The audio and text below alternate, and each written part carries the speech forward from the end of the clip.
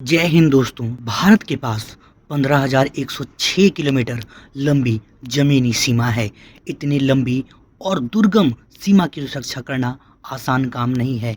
बात तो सही है। इसलिए देश के मुख्य सेना के अलावा कुछ ऐसे पैरामिलिट्री फोर्सेस भी हैं जो इनकी सुरक्षा के लिए तैनात किए गए हैं। क्या बात है सर, क्या बात है सर। हमारे देश से पाकिस्तान और चीन युद्ध कर चुके हैं, उनकी सीमा बड़ी है, लेकिन आपको यह जानकर हैरानी होगी कि सबसे बड़ी सीमाएं उनकी नहीं है। सबसे बड़ी सीमा बांग्लादेश की है। क्या बात कर रहे हैं? तो दोस्तों, आज हम इस वीडियो में यही जानेंगे किस देश की सीमा पर कौन सी सेना चौकसी कर रही है, पहरा कर रही है। आइए देखते हैं, मजा आएगा। दोस्तों, सबसे पहले नंबर पर आता है बीएसएफ। 1962 के युद्ध के बाद एक यूनिफाइड सेंट्रल आर्म्ड फोर्स बनाने की जरूरत पड़ी ताकि पाकिस्तान की 3,323 किलोमीटर लंबी सीमा की निगरानी की जा सके। जब 1 दिसंबर 1965 में इस पैरामिलिट्री फोर्स का गठन किया गया, तब शुरुआत में 25 बटालियन से हुई थी। आज इसके पास 192 बटालियन है। तो रहने दो फिर। बॉर्डर सिक्योरिटी फोर्स यानी बीएसएफ को पूर्वी और पश्चिमी पाकिस्तान की सीमाओं पर तैनात किया गया। 1971 के युद्ध के बाद इसने नए बने बांग्लादेश सीमा की भी निगरानी शुरू कर दी। आज की तारीख में बॉर्डर सिक्योरिटी फोर्स में करीब 3 लाख जवान अपनी सर्विस दे रहे हैं। ये देश की 6,386 किलोमीटर लंबी सीमाओं की निगरानी करते हैं। इसके अलावा बीएसएफ को आतंकी नक्सली गतिविधियों को रोकने के लिए जम्मू कश्मीर, पंजाब और देश के अन्य हिस्सों में भी तैनात किया जाता है। यही नहीं, अभी और सुनिए। नंबर 2 पर है ITBP, Indo Tibet border police force. 24 अक्टूबर 1962 को the Indo Tibet boundary police बनाई गई ताकि भारत और तिब्बत की सीमा की निगरानी की जा सके। उस समय इसके लिए सिर्फ 4 बटालियन बनाने की अनुमति मिली। इससे पहले सीआरपीएफ एक्ट के तहत बनाया गया था। बाद में 1992 में आईटीबीपी एक्ट लाया गया। आईटीबीपी 3,488 किलोमीटर लंबी चीन की सीमा की निगरानी करती है।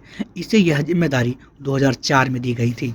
2004 में ही इसने सिक्किम और अरुणाचल प्रदेश में चीन की सीमा पर तैनात असम राइफल से जिम्मेदारी ले ली।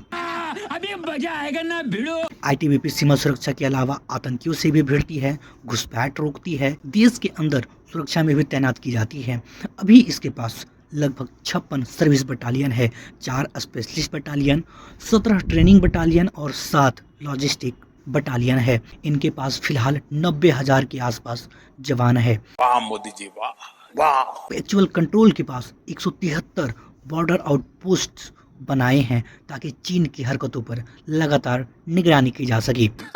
सही पकड़े हैं। तीसरे नंबर पर आता है एसएसबी, सशस्त्र सीमा बल। साल 1962 में चीनी हमले के बाद 1963 में सशस्त्र सीमा बल की स्पेशल सर्विस ब्यूरो के रूप में बनाया गया था। जून 2001 को भारत नेपाल सीमा के लिए लीड इंटेलिजेंस एजेंसी बना दिया गया।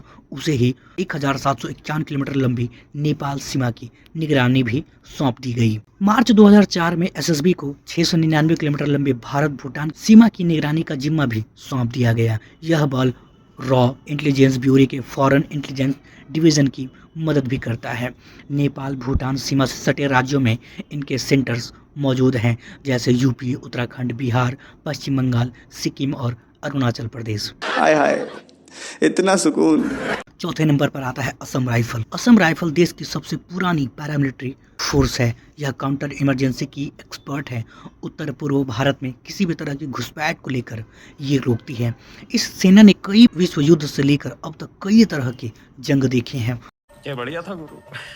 उस समय इन्होंने सबसे ज्यादा सर्विस बर्मा में दी थी। जैसे ही चीन ने तिब्बत पर कब्जा किया, असम राइफल को तिब्बत की सीमा की निगरानी सौंप दी गई थी। इसके बाद 2002 में इसे 1,643 किलोमीटर लंबी भारत म्यांमार सीमा की निगरानी दी गई। असम राइफल भारतीय सेना का ही हिस्सा है। यह भारत, चीन और भारत म्यांमार सीमा पर अपनी सख्त निगहबानी के लिए फेमस है।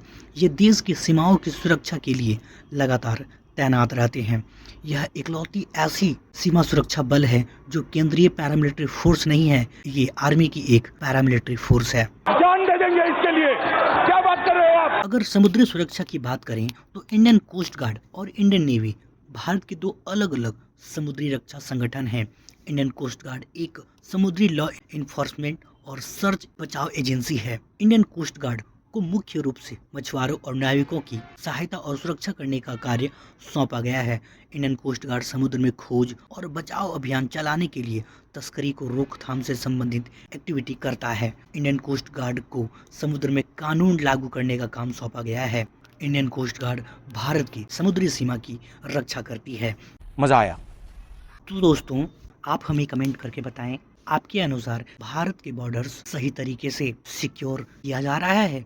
अरे कहना क्या चाहते हो? इसमें और अपडेट लाना चाहिए। आए दिन बांग्लादेश से इलीगली लोग भारत में आते रहते हैं, ठीक उसी तरह पाकिस्तान से भी भारत में इलीगली आते जाते रहते हैं। ये सब इलीगली आना जाना बंद होना चाहिए। ये बड़ी अच्छी बात कही आप।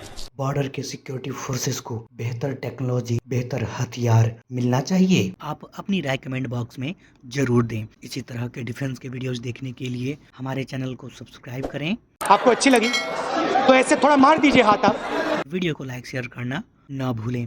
Thanks for watching. Vande Mataram.